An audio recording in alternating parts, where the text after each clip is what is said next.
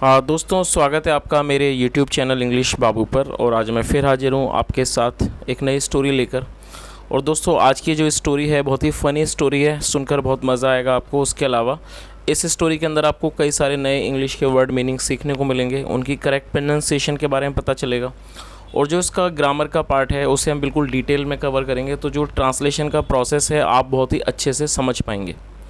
तो चलिए दोस्तों, आज की इस कहानी को हम शुरू करते हैं। और कहानी शुरू करने से पहले आपसे एक छोटी सी रिक्वेस्ट है कि यदि आपको आज की स्टोरी अच्छी लगे तो आप प्लीज़ लाइक ज़रूर करना। तो चलिए इसको शुरू करते हैं।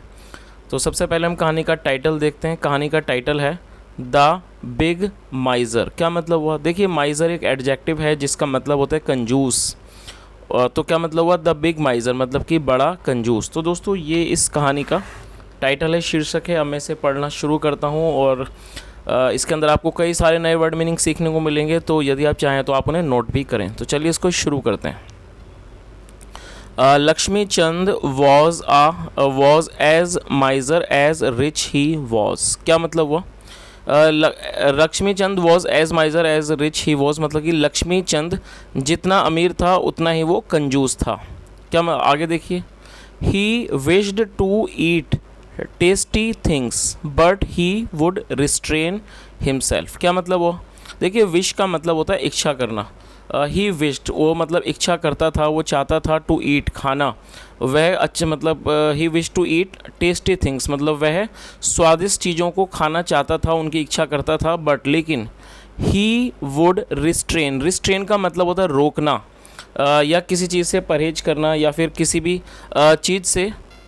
किसी भी चीज़ में संयम बरतना। तो ही वुड रिस्ट्रेन हिमसेल्फ मतलब वो खुद पर संयम बरतता था, कह सकते हैं खुद को रोकता था।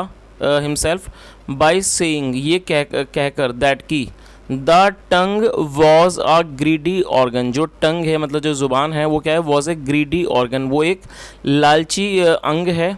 दैट मेड वन स्पेंड मतलब कि जो मतलब कि खर्चा करवाता है। One spend hard earned money मतलब जो किसी भी व्यक्ति से उसकी जो गाड़ी कमाई है, जो वो मेहनत से कमाई हुई पैसा है, उसको वो खर्च करवाता है। फॉर अ फ्यू मोमेंट्स मतलब for a few moments of pleasure मतलब कुछ क्षणों के जो खुशी है, प्लेजर है खुशी है, उसके लिए। प्लेजर ऑफ टेस्ट बर्ड्स मतलब कि कुछ क्षण के जो स्वाद का जो प्लेजर है, जो सुख है, उसके लम्हों के लिए मतलब कुछ क्षणों के लिए पैसों की वो बर्बादी करवाता है। क्या कौन करवाता है? Tongue. Brain has to work hard और जो ब्रेन है, जो दिमाग है, हैज़ टू वर्क हार्ड उसे मेहनत करनी पड़ती है। टू मेक मनी पैसा कमाने के लिए। ही रीजनड वो इस चीज़ का मतलब कि रीज़न देता था, इस चीज़ का वो कारण देता था, और इसको यहाँ पर वर्ब के रूप में प्रयोग किया गया। चलिए आगे देखिए। One day he decided to eat papaya. One day he decided to eat papaya. क्या मतलब हुआ? एक दिन डिसाइड करने का मतलब तय करना या फिर फैसला करना। उसने तय किया टू ईट पपाया मतलब कि पपाया मतलब कि पपीता खाने का। दोस्तों, ये जो हमारा वाक्य है ये पास्ट इंडेफिनिट का ही अफर्मेटिव वाक्य है। और अफर्मेटिव वाक्य के अंदर यदि पास्ट इंडेफिनिट का अफर्मेटिव वाक्य हो तो वहाँ वर्ब की सेकंड फॉर्म का प्रयोग किया जाता है। लेकिन ये जो वाक्य है इसमें दो वर्बों को लेकर वाक्य को बनाया गया है। तो जो पहली वर्ब है वो सेकंड फॉर्म है, और जब हम दूसरी वर्ब का यूज़ करेंगे तो पहले हमें टू का प्रयोग करना होता है। टू के बाद हमेशा ही वर्ब की फर्स्ट फॉर्म आती है। तो ईट का मतलब होता है खाना, और ये वर्ब की फर्स्ट फॉर्म है। तो क्या मतलब हुआ? One day he decided to eat papaya, एक दिन उसने पपीता खाने का फैसला किया। Laxmichand went to a river side papaya seller. क्या मतलब हुआ? जो लक्ष्मीचंद था वो गया, ये गो की सेकंड फॉर्म है। Laxmichand went to a river side papaya. River side मतलब कि नदी की तरफ जो पपाया सेलर था मतलब पपीते के बेचने वाला था, उसके पास वो गया। एंड स्टार्टेड हैगलिंग, हैगल का मतलब होता है सौदेबाजी करना। एंड स्टार्टेड हैगलिंग और वो सौदेबाजी करने लगा मतलब कि मोल भाव करने लगा।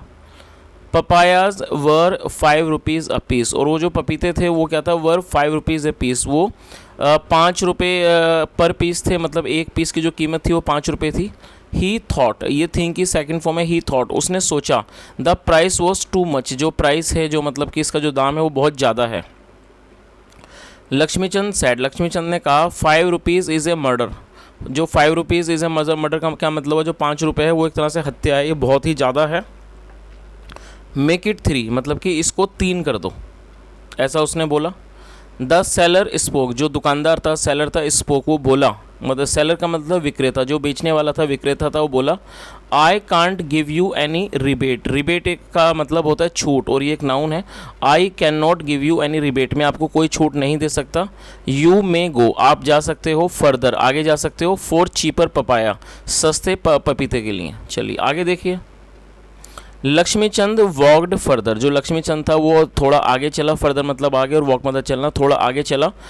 फर्दर अहेड मतलब वो थोड़ा आगे गया, फॉर 1 किलोमीटर, 1 किलोमीटर आगे गया। एंड फाउंड अनादर शॉप, और उसे एक दूसरी दुकान मिली। फाइंड की सेकंड फॉर्म है फाउंड अनादर शॉप, उसे एक दूसरी दुकान मिली। That was selling papaya for 4 rupees, जो कि पपीते बेच रहा था 4 रुपये में, फॉर 4 रुपीज़ अ पीस, 4 रुपये का एक पीस बेच रहा था। ही थॉट, उसने सोचा, दैट की even 4 rupees was to costly, कि जो 4 रुपये है वो भी बहुत ज़्यादा है। टू कॉस्टली मतलब बहुत ज़्यादा है। The seller advised him, advice का मतलब सलाह देना, जो सेलर था मतलब विक्रेता था, एडवाइज्ड हिम, उसने उसे सलाह दी। टू गो स्टिल फर्दर मतलब स्टिल मतलब अभी भी और आगे जाने की सलाह दी। Further for the cheap stuff मतलब सस्ते सामान के लिए। चलिए आगे देखिए। लक्ष्मीचंद फाउंड अनादर शॉप, और ये भी फाइंड की सेकंड फॉर्म में फाउंड पास्ट इंडेफिनिट का वाक्य है। Laxmichand found another shop, Lakshmi चंद को एक और दुकान मिली। सम डिस्टेंस फर्दर मतलब थोड़ी दूरी के बाद, मतलब तो उसको थोड़ी दूरी के बाद उसे एक और दुकान मिली। ही आस्क्ड, उसने पूछा, व्हाट प्राइस मतलब क्या रेट है। What price are your papayas मतलब जो आपके पपीते हैं उनका क्या दाम है। 2 रुपीज़ अ पीस मतलब कि 2 रुपीज़ अ पीस मतलब एक पीस के 2 रुपये। टेक इट और लीव इट मतलब ये टेक इट और लीव इट मतलब इसे ले लो या फिर छोड़ दो। टेक मतलब लेना, लीव मतलब छोड़ना, तो इस लाइन का क्या मतलब हुआ, टेक इट और लीव इट मतलब इसे ले लो या छोड़ दो। द सेलर रिप्लाइड रूडली, देखिए रूडली एक एडवर्ब है जिसका मतलब होता है गलत तरीके से, या कह सकते हैं इसको बड़े ही रूखेपन से, मतलब कि जिस तरह मतलब बदतमीजी तरीके से उसे रूडली कहा जाता है। तो क्या मतलब हुआ, द सेलर रिप्लाइड रूडली, जो सेलर था विक्रेता था मतलब उसने बदतमीज़ तरीके से उसको जवाब दिया रूडली।